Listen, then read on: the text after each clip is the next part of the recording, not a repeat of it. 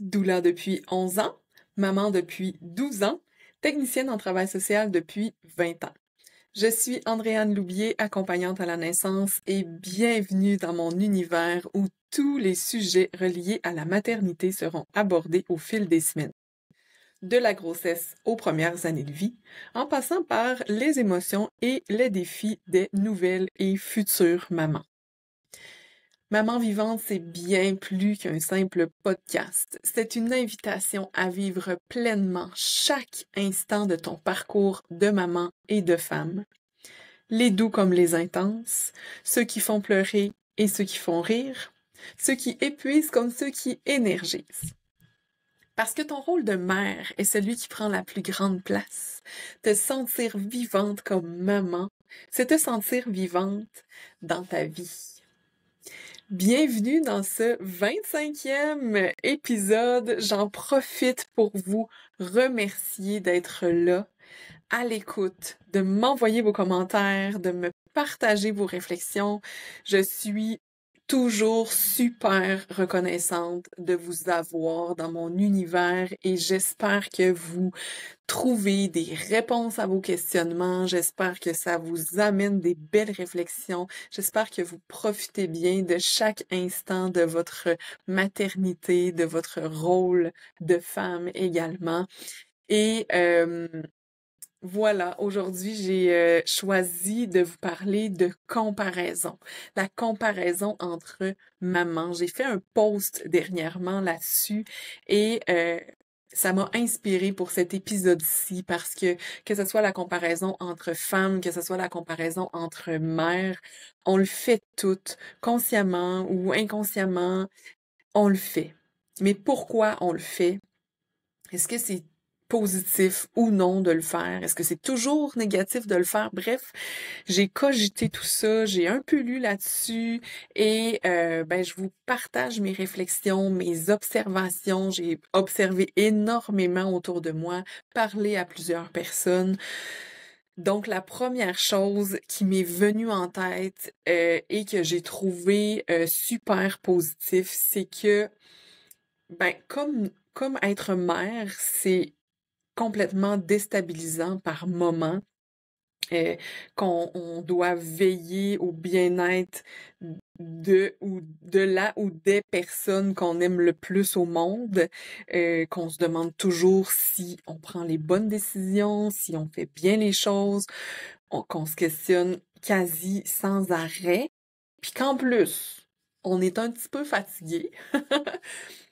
Se comparer, ça peut nous aider à vérifier nos doutes, aller se valider en observant les autres mamans autour de nous. Est-ce que je suis normale? J'observe en me demandant, je suis normale? Puis là, ah ben oui, tu sais, telle mère fait telle affaire et ça vient apaiser les doutes. Est-ce que je suis la seule qui fait X, Y affaire? Comment les autres mères vont gérer telle ou telle situation? Ça fait du bien d'aller observer ce qui se passe autour parce que on se sent moins seul. Tu sais, la maternité, c'est comme une nouvelle identité, c'est une transformation profonde, puis c'est 100% normal d'avoir besoin de points de repère. Alors, observer l'autre pour se définir, pour faire des choix peut-être aussi, pour définir nos valeurs de maman, quel modèle de parentalité que je vais adopter pour s'orienter dans le fond, dans notre nouveau rôle, je pense que ça, c'est sain. En tout cas, je considère que il y a une partie de ça qui est très saine, puis ça brise l'isolement, puis on est comme une gang de mères qui évoluons ensemble là-dedans, puis je trouve ça beau. Mais, c'est à double tranchant. D'un côté, ça peut aider à définir son identité, et de l'autre côté, je trouve que ça peut la fragiliser. Parce que ça se peut fort bien qu'une nouvelle maman manque un peu de confiance en elle, en ses compétences, en son jugement. Tout est nouveau, tout est à apprendre. Donc, quand on se sent plus ou moins solide, puis on commence à se comparer, ça peut rapidement amener à un sentiment d'incompétence, là, tu sais, ou de juste jamais être assez. Parce que je suis pas solide en dedans, je me compare à d'autres femmes que je trouve qu'elles ont l'air plus solides, donc je me sens incompétente, je me sens insuffisante. Ça peut amener aussi une certaine compétition, peut-être. Puis ça, ben évidemment, ça devient malsain assez rapidement. On peut tomber facilement dans le phénomène de la bonne mère versus la mauvaise mère, entre très gros guillemets. Et là, il y a tellement de modèles de maman ben, que ça devient vraiment intense d'essayer de s'y retrouver puis de reproduire tout ce qu'on voit là. C'est comme hello, l'impression d'être inadéquate, d'être incompétente, parce que c'est trop. Je me compare à trop de monde et je me critique avec ça.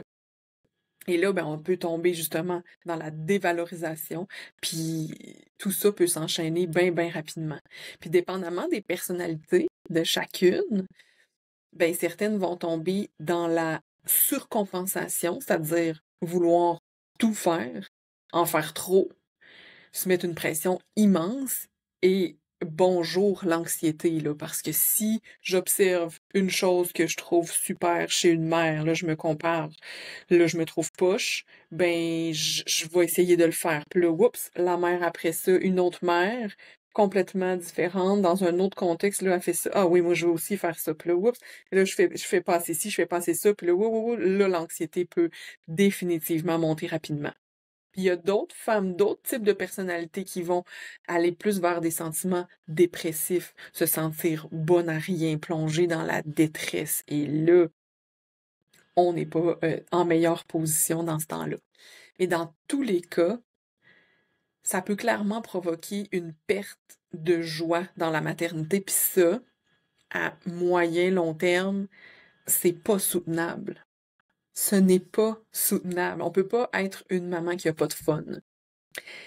Des fois, on n'a pas de fun, mais de ne pas avoir de fun parce qu'on on se met de la pression, qu'on veut en faire trop ou parce qu'on se sent vraiment comme une marde, ça peut pas durer.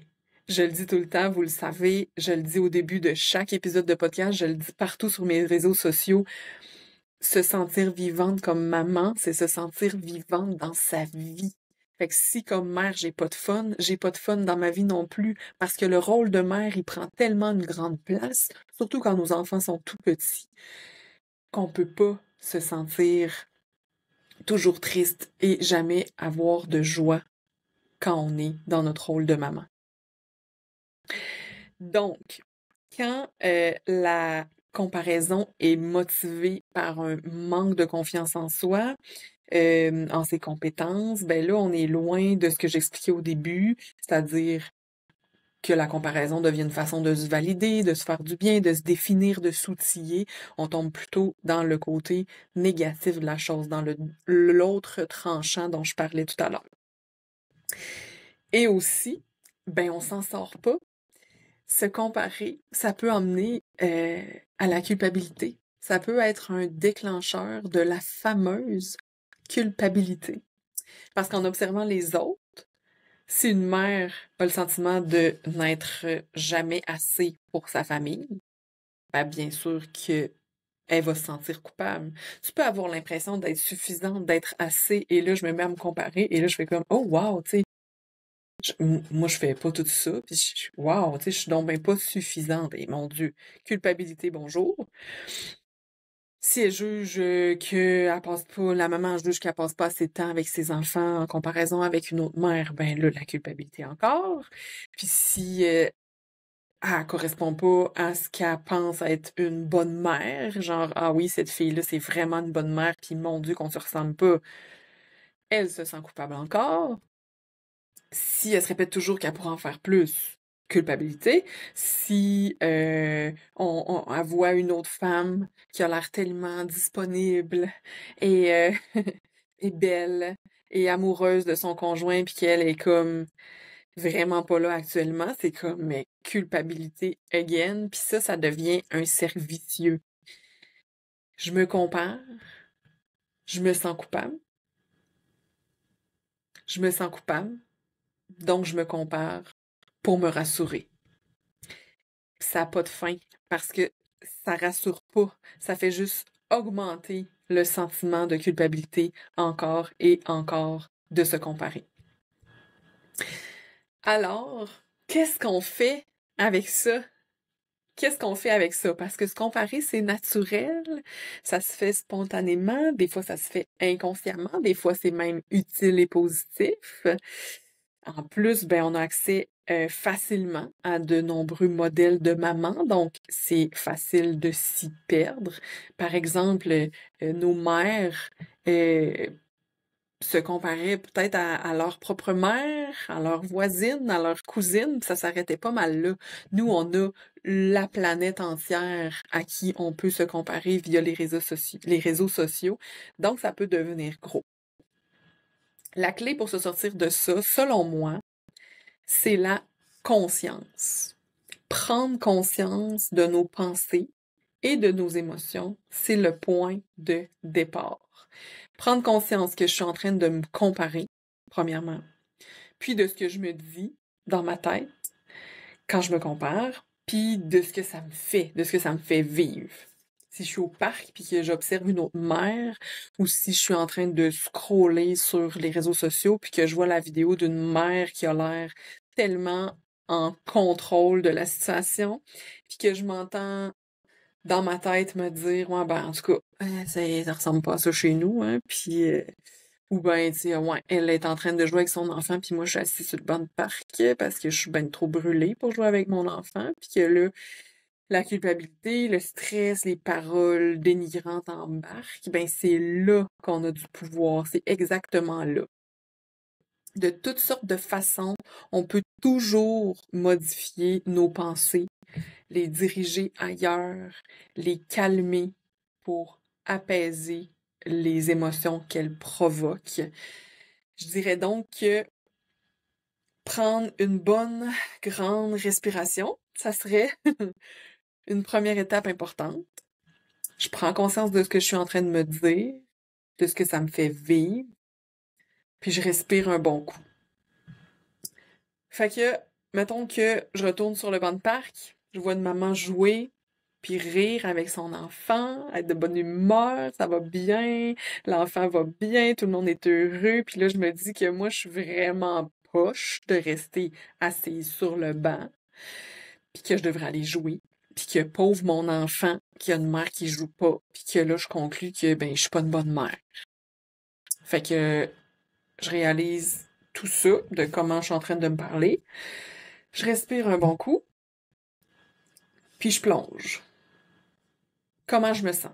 Je me le demande, c'est quoi les émotions que ça me fait vivre d'observer ça? Coupable, je me sens coupable. Parfait. Comment je me sens quand je me sens coupable? On va plus loin. Je me sens triste. Je me sens déçue de comment ça se passe. Je me sens frustrée de pas y arriver comme je voudrais y arriver. Ou comment je me sens? Je me sens insuffisante. OK? Comment je me sens quand je me sens insuffisante? Découragée, frustrée, fatiguée, épuisée peut-être.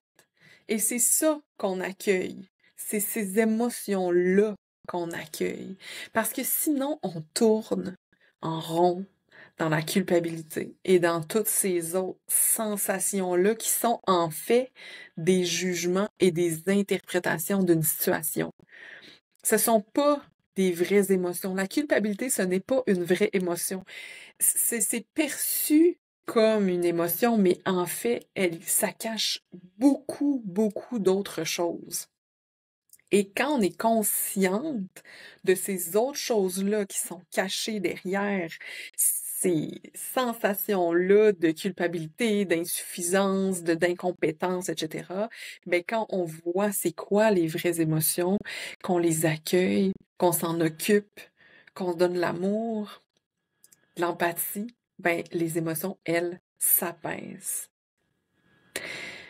Je me sens fatiguée, découragée, triste. Déjà, on est, on n'est plus dans je suis poche, puis pauvre mon enfant, puis je me sens comme de la merde. On est ailleurs. Ça se peut qu'il y ait des larmes qui coulent, qu'on ait besoin d'un câlin en arrivant à la maison, ou qu'on ait besoin d'appeler une amie ou d'écrire pour juste faire sortir le trop-plein, puis c'est un super premier pas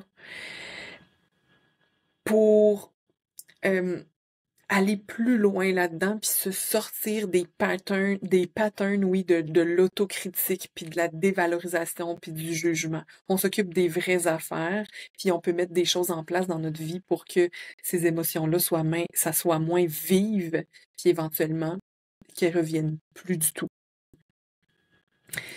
On peut aussi essayer de voir comment on peut s'inspirer de ce qu'on observe. Donc, transformer le discours critiquant en discours constructif. Au lieu de se comparer pour se dévaloriser, on va euh, se, transformer ça en opportunité d'apprentissage.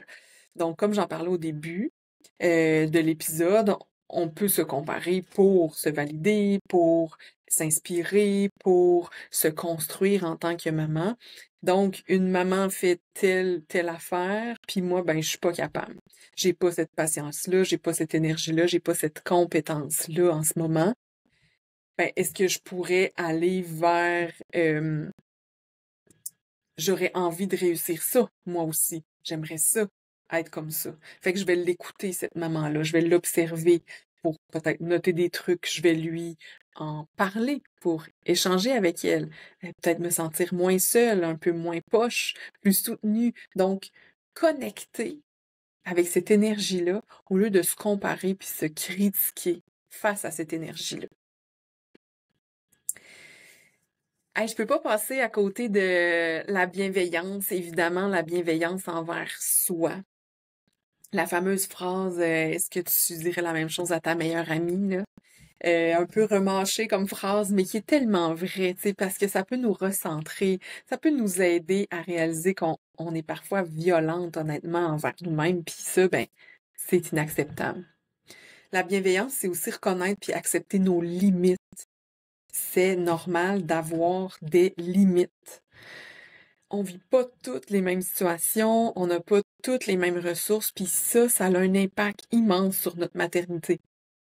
On s'entend là que la mère que t'observes en train de jouer au parc, ben peut-être que cette mère-là, elle dort 8 heures d'affilée par nuit. Peut-être qu'elle a aucun souci financier. Peut-être que son conjoint, il est là à temps plein à la maison, on le sait pas. Peut-être que sa mère vient 3 jours par semaine pour l'aider. On le sait pas. Cette femme-là, elle a aussi fort probablement des limites qu'on peut pas percevoir, nous, à l'extérieur. Peut-être qu'hier, c'est elle qui était assise sur le banc de parc parce que était au bout de sa vie hier, puis aujourd'hui, c'est une meilleure journée. Hier, elle avait certaines limites qu'aujourd'hui, elle n'a pas, parce qu'elle est plus en forme, parce que son enfant collabore mieux, peu importe pour quelle raison. Ou peut-être qu'avant de venir au parc, elle s'est cachée dans la salle de bain en pleurant. Ou qu'elle a levé le ton après son enfant parce qu'il voulait pas mettre ses sandales. On ne sait pas ce qui se passe dans la vie des autres. On a toutes des limites et on a tout un contexte de vie différent. Vraiment important de s'en rappeler. Parce que quand on se compare, on a tendance à idéaliser l'autre. Gros coup de tonnerre chez nous, avez-vous entendu ça? J'ai fait un saut. Désolée pour l'interruption. Donc, quand on se compare, on a tendance à idéaliser l'autre et non pas à voir le portrait au complet de la situation. Une autre façon de modifier nos pensées puis de les emmener ailleurs, c'est de se poser des questions. Donc, quand on réalise que nos pensées sont dénigrantes, on peut se demander, est-ce que ceci m'apporte de la joie? Est-ce que me parler comme ça, c'est constructif? Est-ce que ça me fait du bien? Est-ce que ça m'apaise? Est-ce que ça m'aide? Quoi d'autre est possible? La fameuse question, quoi d'autre est possible? On n'a pas toujours la réponse, mais on change de mindset, ça change l'énergie, ça amène ailleurs, ça ouvre à plus grand. ça vibre plus haut au lieu d'être juste dans l'espèce de tourner en rond dans notre caca, finalement. On va plus loin, on ouvre aux différentes possibilités. Bien sûr, il y a des jours qu'on se sent plus vulnérable, on n'arrivera à faire rien de tout ça, on va être sur notre banc de parc et on va avoir envie de pleurer. Ça arrive, bien évidemment. Mais quand on se sent plus vulnérable comme ça, peut-être que ça serait judicieux d'aller au parc avec quelqu'un qu'on connaît bien au lieu d'être toute seule avec nos pensées. Ça serait aussi peut-être, quand on se sent plus vulnérable, ça serait une bonne idée de peut-être choisir les comptes qu'on va suivre sur les réseaux sociaux ou juste comme pas aller là où on sait que ça anime notre besoin de comparaison, là. Juste se prendre conscience qu'on est dans une énergie plus vulnérable, puis faire des choix en conséquence. Et je terminerai en vous parlant d'une chose super importante, mais que je trouve vraiment confrontante, c'est que chaque comportement qu'on a répond à un besoin. Sinon, on le ferait pas. Point. Même si c'est pas la bonne façon de répondre aux besoins, puis qu'on en est consciente, ben des fois on le fait pareil, puis même des fois, souvent on le fait. Comme une personne, mettons, qui consomme de l'alcool pour apaiser son mal-être, apaiser sa peine, par exemple. Elle le sait, cette personne-là, que c'est pas la bonne façon de gérer son émotion, mais elle le fait parce que ça répond à son besoin temporairement, ça répond à son besoin de bien-être, de paix, de calme, name it. Donc, à quel besoin ça répond de se comparer? Est-ce que c'est un besoin d'appartenance, de confiance, de connaissance? Est-ce que c'est, j'en ai parlé au début, de validation, de repère? Il y en a sûrement plein d'autres. Ça serait à voir. On peut prendre une liste de besoins pour essayer de prendre du recul, replonger en soi pour essayer de trouver, mais à quel besoin ça vient répondre quand je fais ça? Et de quelle façon je pourrais répondre à ces besoins-là? Est-ce que c'est en consultant une experte en périnatalité, en éducation des enfants, peu importe? Est-ce que c'est en discutant de mes doutes avec une personne de confiance, en posant des questions à une amie qui a des valeurs communes avec les miennes? Est-ce que c'est en lisant des livres, des articles de blog, en suivant des comptes de professionnels compétentes dans ces sujets-là? Est-ce que c'est en passant du temps avec d'autres mamans avec qui je peux parler de mes besoins réels? Plein de façons de répondre à nos besoins et d'apaiser nos émotions et de se sentir plus en confiance, donc d'avoir moins tendance à se comparer pour aller se sécuriser. Parce que finalement, ça nous sécurise pas toujours tant que ça. Si je prends les moyens de répondre à mes besoins de façon saine, j'aurais plus le réflexe de me comparer. Quand on est confiante, solide, on n'a pas besoin des autres pour se valider, ou du moins, on se valide pas avec comme n'importe qui, un peu random. Puis quand nos valeurs sont claires, puis qu'on est en cohérence avec celles-ci, ben on se remet pas en doute constamment non plus. On sait ce qu'on vaut. Donc si moi, j'ai confiance en moi, en mes compétences, que je sais ce que je vaux, puis que ce jour-là, je suis assise sur le banc de parc pendant qu'il y a une mère qui a du fun avec son enfant, mais moi, je fais juste comme l'observer du coin de l'œil.